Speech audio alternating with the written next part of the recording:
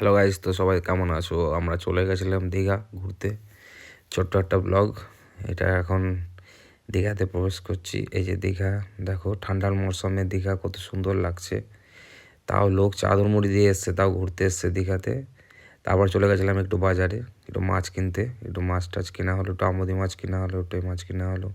তারপরে বিকালে একটু ঘুরতে বেরিয়েছিলাম। এটা হচ্ছে নিউ দীঘার পাশে নতুন একটা পার্ক হয়েছে, ওই পার্কে। তো খুব সুন্দর হয়েছে এটা। তো দেখলাম, আমরা সবাই মিলে গেছিলাম একটু দেখতে। তারপর আবার একটু হাঁটতে হাঁটতে চলে গেলাম। তারপর দিন সকালবেলা চলে গেছিলাম মোহনাতে মাছ দেখার জন্য। এই দেখো ইলিশ, দেখো এই ইলিশগুলো এত সুন্দর, এত সুন্দর। পমফ্রেট দেখো, চিংড়ি মাছ দেখো, কত দারুণ দারুণ মাছ।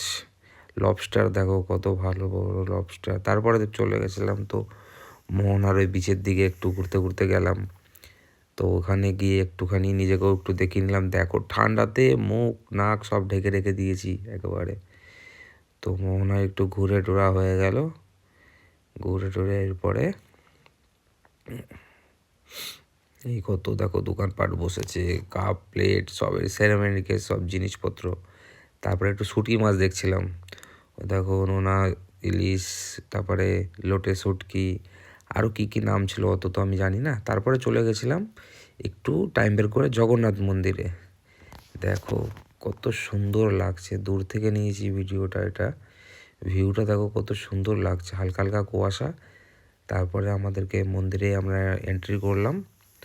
করে এবার মন্দিরের ভেতরে যেহেতু ভিডিও করতে দেয় না, তো মেন মন্দিরের ভেতরে ভিডিওটা করতে পারিনি। বাইরে থেকেই যতটা পেরেছি একটু দেখানোর চেষ্টা করেছি। তো যদি ভালো লেগে থাকে তো প্লিজ লাইক কমেন্ট শেয়ার করো। আশা করি আবার নতুন নতুন কিছু ভিডিও দেবো।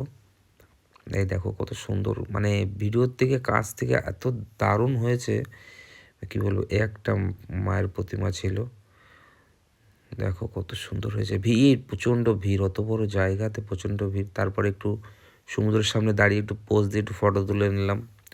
এগুলো হচ্ছে তোমার নিউ দীঘাতে সব যত হয় ঘরের জিনিসপত্র, খেলনা, এইসব সব কিছু মার্কেট।